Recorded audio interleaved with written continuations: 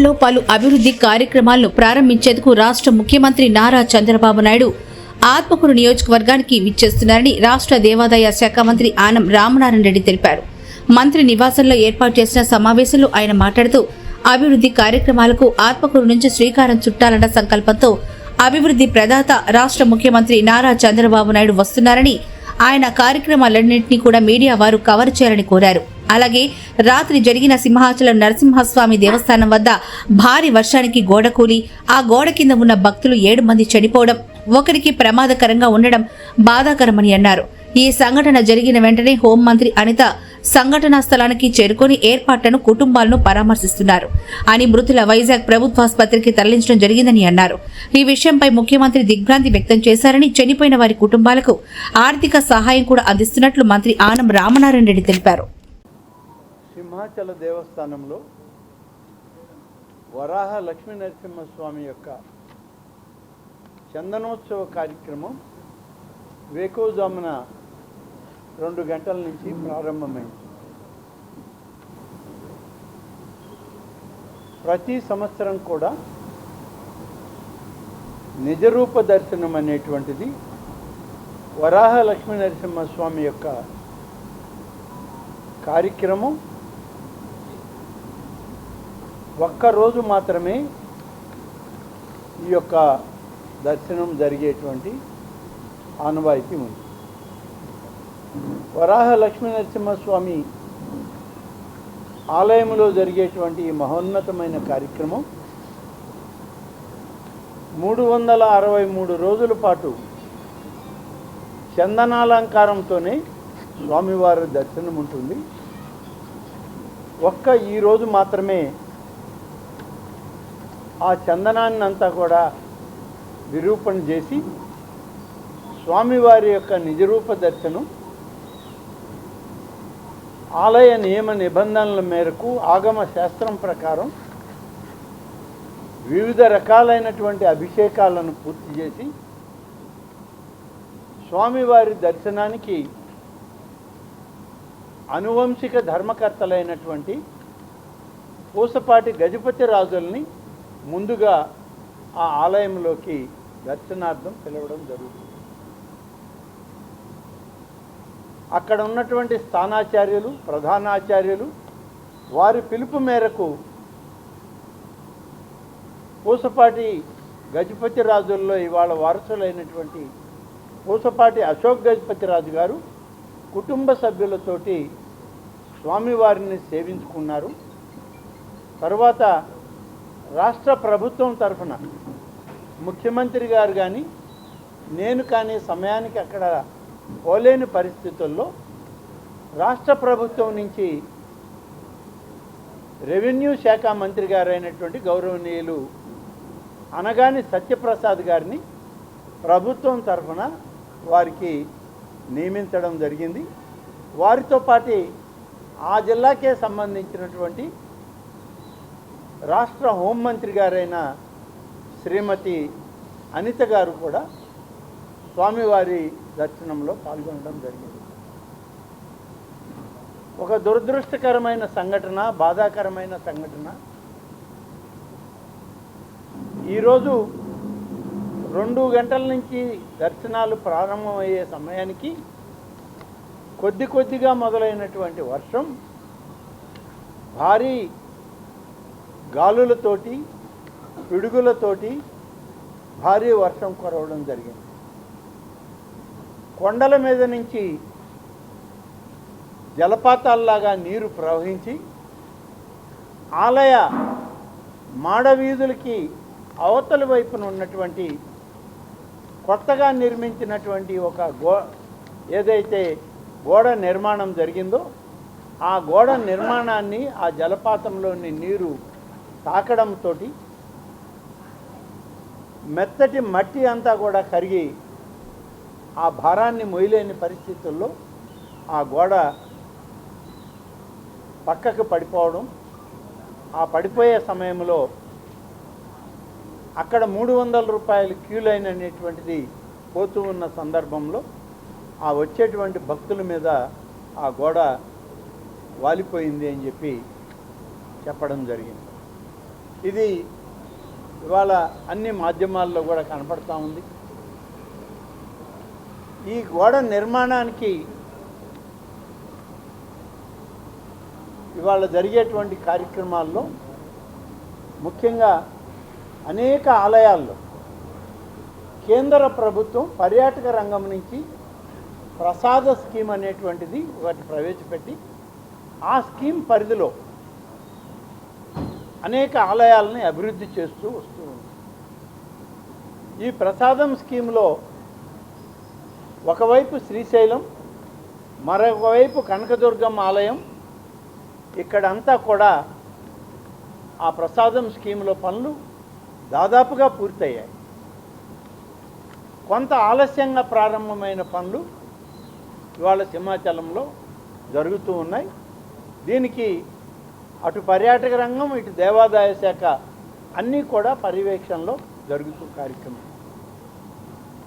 ఈ ఉత్సవాలను పురస్కరించుకొని ఇది ప్రభుత్వ పండుగగా నిర్ణయించింది కాబట్టి మరి దేవాదాయ శాఖ మంత్రిగా నేను, రెవెన్యూ మంత్రి గారు, హోం మంత్రి గారు, అనువంశిక ధర్మకర్తల్లో ఉన్నటువంటి అశోక్ గజపతిరాజు గారు, దేవాదాయ శాఖ అధికారులు అందరం కలిసి దాదాపు 1.5 మాసం, 1 మాసం క్రితం దీన్ని రివ్యూ చేశాం. ఈ ఉత్సవాలని ఘనంగా చేయాలని చెప్పి రాష్ట్ర ప్రభుత్వ ఆలోచన, గౌరవ ముఖ్యమంత్రి గారు సూచనలు ఉన్నాయని చెప్పి చెప్పడం జరిగింది. ఆ విధంగానే ఏర్పాట్లన్నీ కూడా పెద్ద ఎత్తున చేయడం, భక్తులు కూడా వచ్చేటువంటి వాళ్ళకి సకల సౌకర్యాలతో దర్శనం కలగాలని ఆశించాం, పని కూడా చేశాం. ఇవాళ కూడా జరుగుతూ ఉండేది. కానీ దురదృష్టం అనుకోని విధంగా వచ్చినటువంటి ప్రకృతి వైపరీత్యంలో జరిగినటువంటి ఈ వైఫల్యం ఇది ఏ విధంగా జరిగింది అనే దాని మీద 8 మంది చనిపోవడానికి కారణమైనటువంటి ఈ గోడ కూలిపోవడం మీద కూడా ఇవాళ ఉన్నటువంటి అనుమానాలని నివృత్తి చేయాలని చెప్పి అధికారులను ఆదేశించడం జరిగింది. ఇది ఒకవైపు ఉంటే దర్శనాలు ప్రారంభమై దర్శనాలు జరుగుతూనే ఉన్నాయి. ఈ మన విపత్తు వల్ల ఇది ఏ విధంగా జరిగింది అనే దాని మీద 8 మంది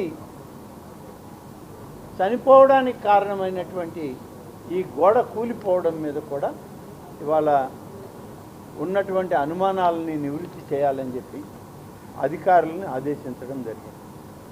ఇది ఒకవైపు ఉంటే దర్శనాలు ప్రారంభమై దర్శనాలు జరుగుతూనే ఉన్నాయి. ఈ మన విపత్తు వల్ల ఒక లైను, క్యూ లైన్ మాత్రం పూర్తిగా ఆపేసి మిగిలినటువంటి క్యూ లైన్లన్నీ కూడా సజావుగా ఆలయంలోకి దర్శనాలకి పంపించడం జరుగుతుంది. వేకువజామున 3 గంటల నుంచి ప్రారంభమైనటువంటి ఈ దర్శనాలన్నీ కూడా దాదాపు ఇప్పటికీ 34,346 మంది 9:45 గంటల వరకు కూడా ఈ హెడ్ కౌంట్ తీసుకున్న ఆ కౌంట్లో ఇన్ని వేల మంది దర్శనం చేయడం జరిగింది. అందరూ కూడా దర్శనాలు బాగా చేసుకున్నాం. అన్ని ఏర్పాట్లు బాగున్నాయి. ప్రభుత్వ శాఖల అధికారులందరూ సమన్వయంతో పనిచేస్తున్నారు. ఎప్పుడూ లేనటువంటి కార్యక్రమం జరుగుతూ ఉందని చెప్పి ఇప్పుడు కూడా భక్తులు వాళ్ళ ఆలోచన సరళిని తెలియజేస్తూ ఉంటారు. కానీ దురదృష్టం ఆ ఒక్క అర్ధగంట సేపు అది ఒక మహత్ ప్రళయంగానే వచ్చింది అని అక్కడ ఉన్న అధికారులు చెప్తున్నారు. రాష్ట్ర ప్రభుత్వంలో మంత్రులు, కూటమి నాయకులు, ప్రతిపక్షంలో ఉన్న నాయకులు కూడా ఇప్పటి వరకు వారి మీడియాల ద్వారా కూడా అదే చెప్పడం జరిగింది. అనుకోని సంఘటన ఈ భారీ వర్షాలు, పిడుగులు, భారీ గాలుల వల్ల జరిగినటువంటి ఈ విపత్కర పరిణామానికి రాష్ట్ర ప్రభుత్వం తన బాధను వ్యక్తీకరించింది. ఇది తెలిసిన వెంటనే అక్కడే ఉన్నటువంటి హోంమంత్రి శ్రీమతి అనిత గారు, రెవెన్యూ శాఖ మంత్రి శ్రీ సత్యప్రసాద్ గారు, అన్ని శాఖల అధికారులు అందరూ కూడా ఇప్పటికే అక్కడ ఉదయం వేకువజాము నుంచే అక్కడ కార్యక్రమాలన్నీ పర్యవేక్షిస్తూ తిరిగి మళ్ళీ దర్శనాలకి ప్రారంభించి చేయించడం జరుగుతుంది. అక్కడ ఆ సంఘటనలో చనిపోయినటువంటి మృతదేహాలని కింగ్ జార్జ్ హాస్పిటల్ విశాఖపట్నానికి తరలించడం జరిగింది. గుర్తుపట్టినటువంటి 3 ఆ యొక్క మృతదేహాలను ముగ్గురిని గుర్తుపట్టడం జరిగింది. మిగిలిన వాళ్ళను కూడా గుర్తుపట్టడానికి అది వివిధ మాధ్యమాల ద్వారా మాకున్నటువంటి అక్కడ ఉన్న ఆధారాల ద్వారా వారి కుటుంబ సభ్యుల్ని సంప్రదిస్తూ ఉన్నాం. ఈ సందర్భంలోనే గౌరవ ముఖ్యమంత్రి శ్రీ చంద్రబాబు నాయుడు గారు పొద్దున్నే టెలికాన్ఫరెన్స్, వేకువజామునే టెలికాన్ఫరెన్స్ తీసుకోవడం, టెలికాన్ఫరెన్స్లో అక్కడ ఉన్నటువంటి అనువంశిక ధర్మకర్త అయినటువంటి అశోక్ గజపతిరాజు గారితో, అలాగే హోంమంత్రి అనిత గారితో, రెవెన్యూ మంత్రి శ్రీ సత్యప్రసాద్ గారితో, ఇన్ఛార్జ్ మంత్రిగా ఉన్నటువంటి బాలవీరాంజనేయ స్వామి గారితో, నాతోటి, అలాగే ముఖ్యమంత్రి గారి కార్యాలయంలోని వివిధ శాఖల అధికారులు, దేవాదాయ పర్యాటక రంగ అధికారులందరూ కూడా టెలికాన్ఫరెన్స్లో పాల్గొనడం జరిగింది. అన్ని వివరాలు తీసుకున్న తర్వాత ముఖ్యమంత్రి గారు స్వయంగా ఆ యొక్క ప్రాంతానికి వెళ్ళి పరామర్శిస్తాము, ఆ కుటుంబాలన్నింటినీ జరిగిన నష్టానికి వాళ్ళని ఓదారుస్తామని చెప్పి ముఖ్యమంత్రి గారు రావాలని చెప్పి ముఖ్యమంత్రి గారు ఆలోచన చేసినప్పటికీ అక్కడ ఉన్నటువంటి రెవెన్యూ హోంమంత్రి గారు, అలాగే నేను కూడా లక్షలాది మంది జనం, ప్రజలు, భక్తులు ఆ ఆలయంలో ఇవాళ స్వామివారిని సందర్శించడానికి క్యూ లైన్లలో పోయి వాళ్ళు అక్కడ ఈ యొక్క దర్శనాన్ని చేసుకుంటూ అన్ని ఏర్పాట్లు బాగున్నాయని అంటున్నారు. ఒక అనుకోని విధంగా జరిగినటువంటి దుష్పరిణామం, ఇప్పుడు మీరు వెళ్తే మీరు వచ్చారనే దాంతో మళ్ళీ వివిధ శాఖలు, కొన్ని క్యూ లైన్లు, ఆ దర్శనాలకు వచ్చేటువంటి జనం మధ్య కొంత డిస్టర్బెన్స్ వస్తుంది, ఆలస్యం అవుతుంది. ఏది ఏమైనా సరే ఈరోజు రాత్రి 12 గంటల లోపల ఈ యొక్క నిజరూప దర్శనం పూర్తి కావాలి. 12 గంటల తర్వాత దీన్ని కొనసాగించడానికి లేదు, ఆలయ ఆగమ నిబంధనల వల్ల. కాబట్టి ముఖ్యమంత్రి గారిని మేమందరం కోరాం, అయ్యా మీరు అక్కడికి వచ్చి చూడాలని మీ మనసులో ఉన్నా ఇది సందర్భం కాదు, సమయం కాదు.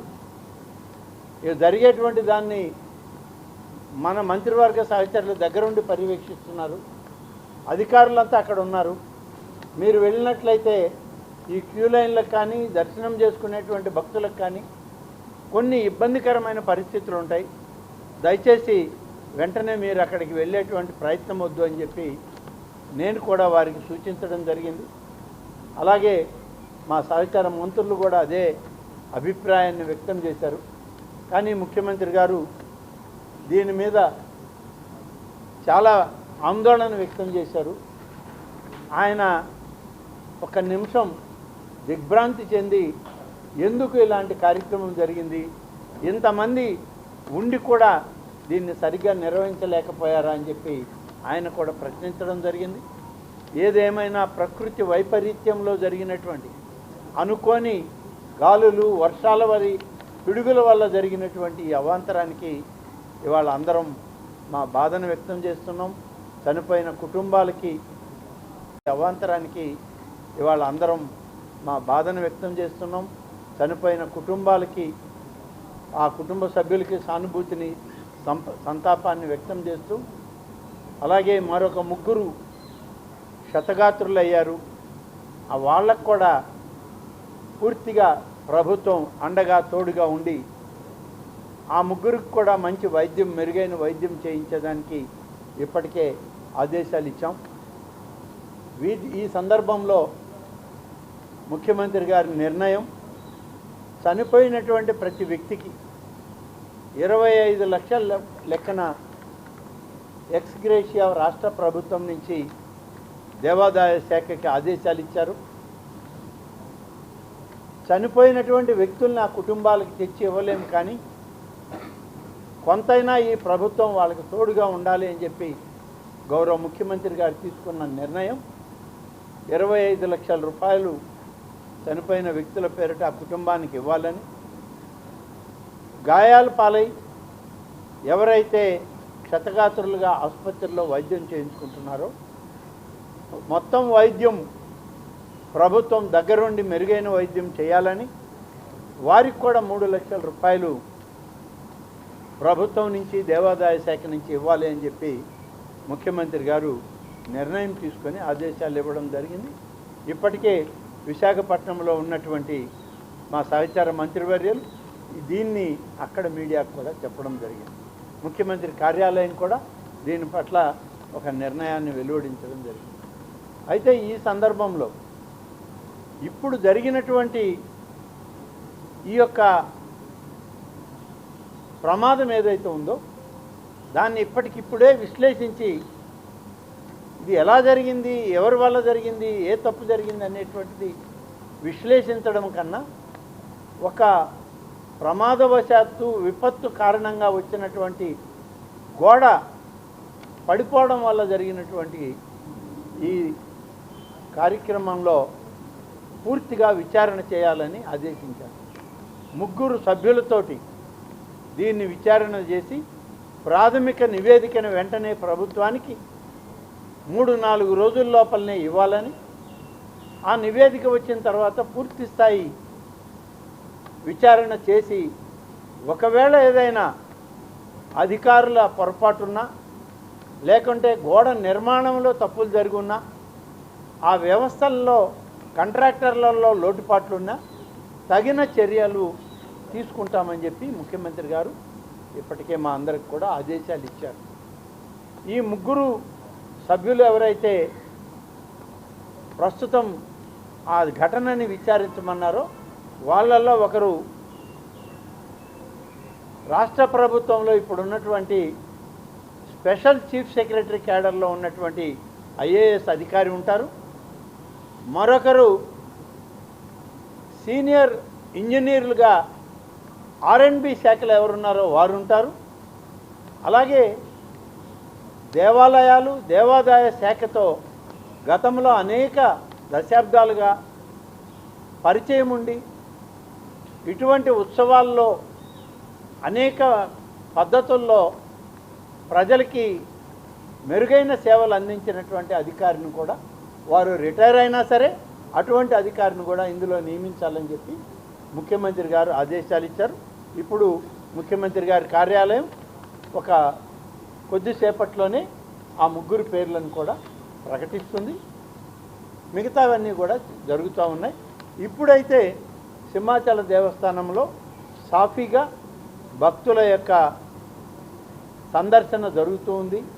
స్వామివారి నిజరూప దర్శనాన్ని చేసుకుంటూ ఆ తన్మయత్వంలో ఆ ప్రాంత భక్తులందరూ కూడా ఉన్నారు. ఇప్పటికే నేను ముందు చెప్పినటువంటి కౌంట్ 9:45 వచ్చినటువంటి లెక్క 34,346 మంది ఇప్పటికే సందర్శించారు.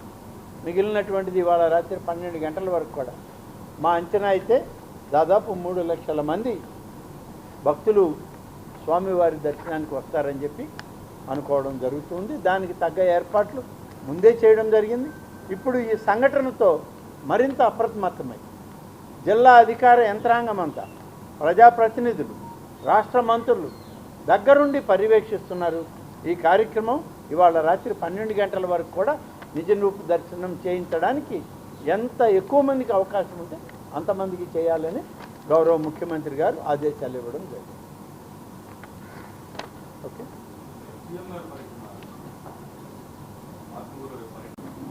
దీనివల్ల అనేక మంది అనేక రకాలుగా ఉన్నారు. నాకు తెలిసి అయితే నేను ఫాలో అయినంత వరకు రాష్ట్రంలో ఉన్నటువంటి అన్ని మీడియాలు కూడా ఇది ఒక దురదృష్టకరమైన సంఘటన. భారీ వర్షాలు, గాలులు, పిడుగుపాటుతో వచ్చినటువంటి దుర్ఘటననే ఇప్పటి వరకు అన్ని మీడియాల్లో కూడా వచ్చింది. మీడియా కూడా ఫాలో అయ్యాం. అలాగే అంతమంది అక్కడికి వచ్చినటువంటి రాజకీయ పార్టీ నాయకులు కూడా ఇదే విషయాన్ని అక్కడ ప్రస్తావన చేయడం జరిగింది. మరి ఈ దుర్ఘటన అనుకోని విధంగా జరిగింది కాబట్టి ప్రభుత్వం కూడా ఎక్కువ బాధపడుతుంది. గౌరవ ముఖ్యమంత్రి గారు కూడా దీని మీద స్పష్టమైన ఆదేశాలు మా అందరికీ ఇచ్చారు. ఇప్పటికే అక్కడ మంత్రులు అందరూ ఉన్నారు. ఇన్ఛార్జి మంత్రి గారు కూడా తను విశాఖపట్నం నుంచి నిన్ననే అక్కడికి ప్రకాశం జిల్లాకు వచ్చారు. వెంటనే వారిని కూడా అక్కడికి వెళ్ళమని చెప్పడం జరిగింది.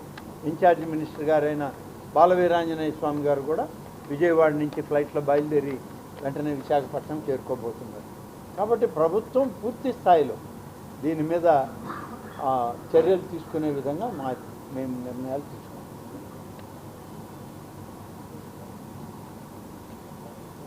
ఓకే అనుకుంటున్నాను నేను. మరి ఇంకా వివరాలు తెలుసుకున్న తర్వాత మీడియాకి ఫీడ్ ఇవ్వడం జరుగుతుంది. 3 పేర్లు వచ్చాయి. మిగతా ప్రభుత్వం కూడా ఎక్కువ బాధపడుతుంది. గౌరవ ముఖ్యమంత్రి గారు కూడా దీని మీద స్పష్టమైన ఆదేశాలు మా అందరికీ ఇచ్చారు. ఇప్పటికే అక్కడ మంత్రులు అందరూ ఉన్నారు. ఇన్ఛార్జి మంత్రి గారు కూడా తను విశాఖపట్నం నుంచి నిన్ననే అక్కడికి ప్రకాశం జిల్లాకు వచ్చారు. వెంటనే వారిని కూడా అక్కడికి వెళ్ళమని చెప్పడం జరిగింది. ఇన్ఛార్జి మినిస్టర్ గారైన బాలవీరాంజనేయ స్వామి గారు కూడా విజయవాడ నుంచి ఫ్లైట్లో బయలుదేరి వెంటనే విశాఖపట్నం చేరుకోబోతున్నారు. కాబట్టి ప్రభుత్వం పూర్తి స్థాయిలో దీని మీద చర్యలు తీసుకునే విధంగా మేము నిర్ణయాలు తీసుకున్నాం.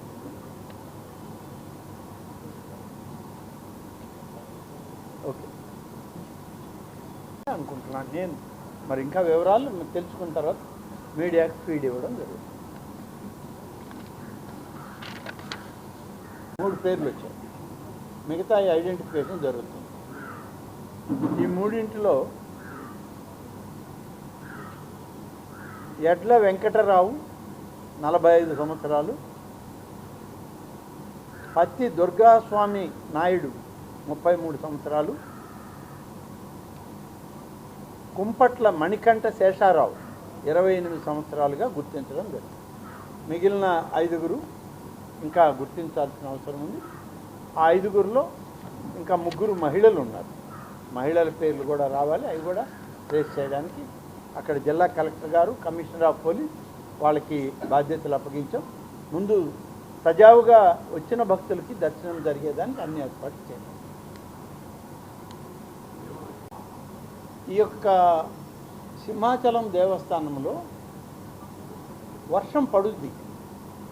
మీకు అందరికీ అవగాహన ఉంటే మన పెంచల కోణంలో కూడా నృసింహ జయంతి రోజు వర్షం పడేటువంటిది ఉంది. స్వామివారి కళ్యాణం ఎప్పుడు ప్రతి సంవత్సరం వర్షం అయితే అది ఒక్క చుక్క పడద్దా, భారీ వర్షం పడద్దా పక్కన పెడితే వర్షాలు పడతాయి. ఇది ఆలయాల్లో జరిగేటువంటి ఆ ఉత్సవాలకి అదొక మంచి సూచికగా అందరం భావిస్తాం. అయితే ఇక్కడ వర్షం అనేటువంటిది చందనోత్సవం సందర్భంలో పడే సందర్భాలు ఆనవాయితీ ఉంది. అయితే ఇంత భారీ వర్షం పడుతుంది, పిడుగులు పడతాయి, విపరీతమైన గాలులు వస్తాయి అనేటువంటిది ఇది అసలు సీజన్ కాదు, అన్ సీజన్. ఇది ప్రకృతి వైపరీత్యంగా పరిగణించాలే తప్ప మరొక రకంగా మనం ఊహించలేము. వర్షం పడడం మంచి సూచన. చల్లబడింది, వర్షం పడింది, దేవుని కళ్యాణానికి వచ్చింది అని అనుకుంటాము. ఇక్కడ కూడా ప్రతి సంవత్సరం జరుగుతుంది అనేటువంటి ఆనవాయితీ ఉంది. కానీ ఇది ఇంత భారీగా ఉంటుందని ఊహకు అందని విషయం.